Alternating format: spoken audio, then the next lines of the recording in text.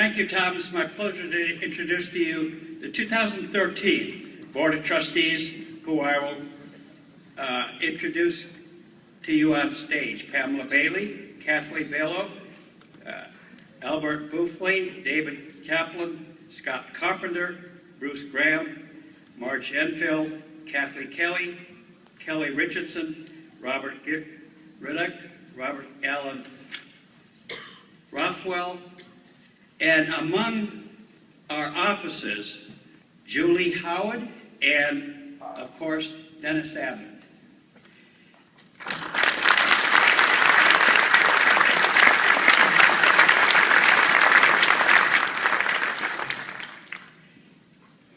The President of the Trustees is charged with representing the best interest of CAI, of the membership, of the industry, and providing the Institute with the direction to fulfill its mission. The officers of the Institute also assume the role in addition to providing extensive leadership. You will all be expected, all of you, to set high standards for the industry, for the Institute, of standards of performance, professional conduct of yourself as well as the organization. You'll be looked on for guidance, leadership, and direction as you accept our members' trust to oversee CAI's activities. Your presence here today signals that you're willing to accept these. Do you pledge to do the best you can for the industry, for CAI, and the country? Yay!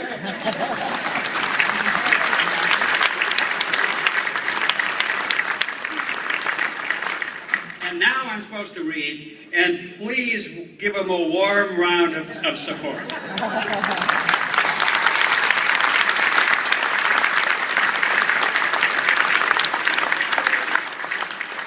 Dennis, the office of CAI President is one of the most important, it's the biggest responsibility, leadership position of the Institute. It is upon your shoulders that the future comes. It carries with tremendous responsibility. It is primarily a point of leadership, a post of leadership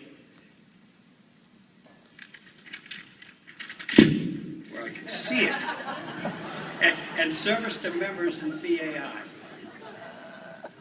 and the industry. Dennis, the members have indicated that you are the right person for this job. We know that you will serve it with great dignity and honor, and we welcome you into this leadership. Congratulations.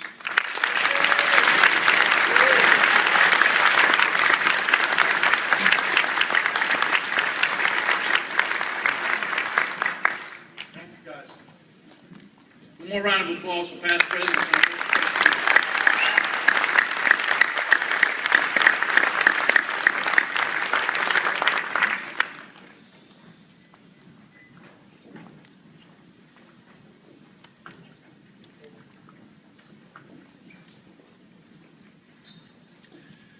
I'm humbled, really beyond words, to be elected your president. And I want to thank all of you for the trust and confidence you've shown in me. This is a tremendous honor, and my commitment to you is that I will serve you and our industry with the utmost of integrity and the best of intentions. You know, I come from a very simple Southern farming heritage.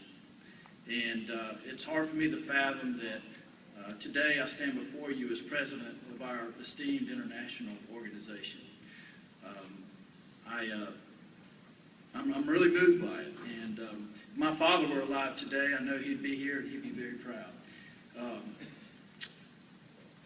I accept this great honor with deep thoughts about my parents and the fact that they taught me values growing up, not only by word but by actions, and values such as honor, integrity, discipline, love, and hard work, manners.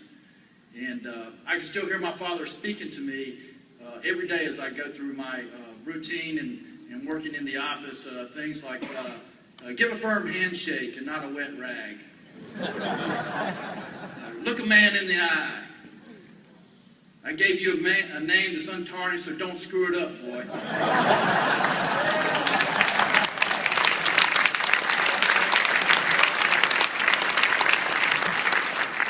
Do it right or don't do it at all.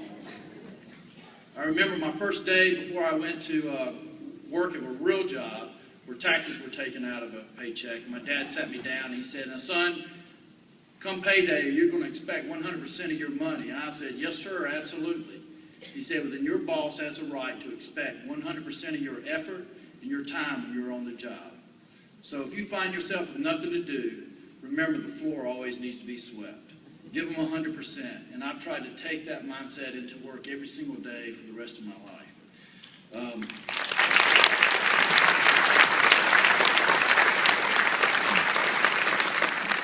My mother's favorite saying was, "You can't soar with the eagles if you hoot with the owls."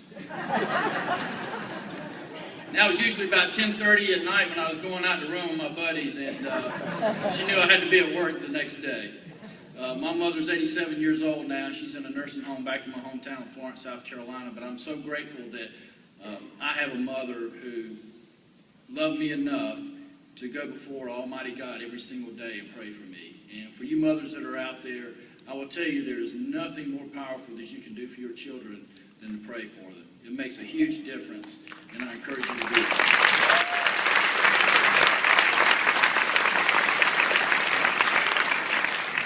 Sitting on the front row this morning is my beautiful wife, Cherie, at 21 years.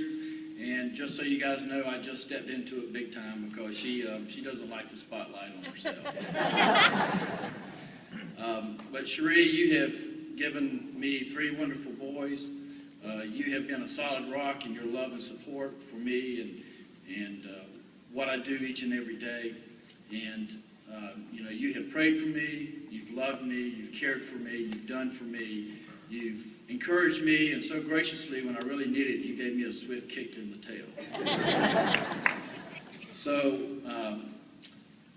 whenever Cherie and I were dating, I used to put in a cassette, and there was a favorite song of mine I used to sing to her by a group some of you may know long ago called Spiral Staircase. And so, without being ashamed or anything, I tell you before all these people today, Cherie, those words that I used to sing to you. I love you more today than yesterday, but not as much as tomorrow.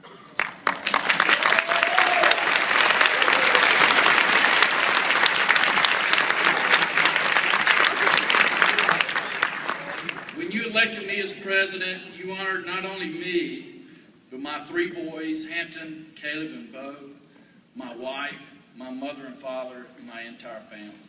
So on behalf of them and me, I want to say thank you so much for this great honor. Thank you.